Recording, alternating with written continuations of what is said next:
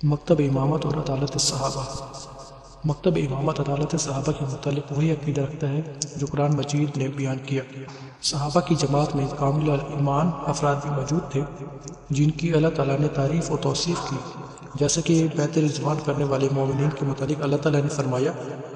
یقیناً خدا صاحبان ایمان سے اسی وقت راضی ہو گیا جب وہ درخت کے نیچے آپ کی بیعت کر رہے تھے، پھر اس نے وہ سب کچھ دیکھ لیا جو ان کے دلوں میں تھا تو ان پر سکون نازل کر دیا اور انہیں اس کے عوض قریبی فتح عنایت کر دی۔ اس آیت میں اللہ تعالیٰ نے مومنین پر اپنی رضامندی کا ذکر کیا اور اس بیعت میں شامل منافقین پر اپنی رضامندی کا اظہار نہیں کیا، کیونکہ اس بیعت میں رئیس المنافقین عبداللہ بن ابی اوس بن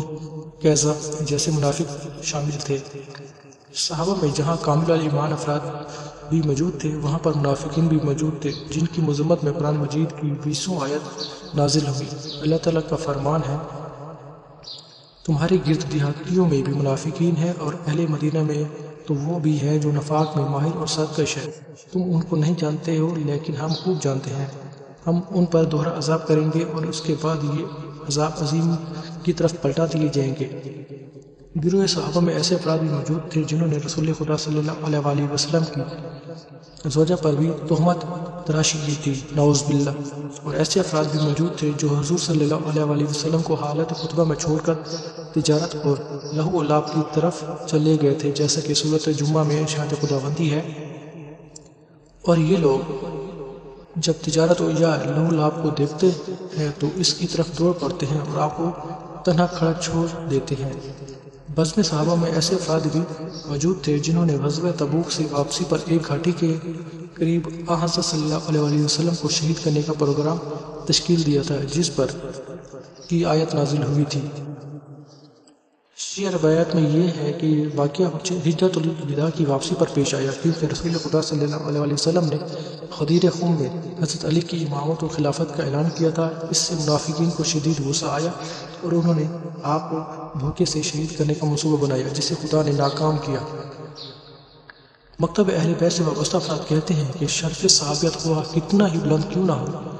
پھر بھی شرف زوجیت سے کم ہے، جبکہ جب اللہ تعالیٰ نے حضرت صلی اللہ علیہ وسلم کے ازواج کو کھلے الفاظ سے متنبی کرتے ہوئے فرمایا،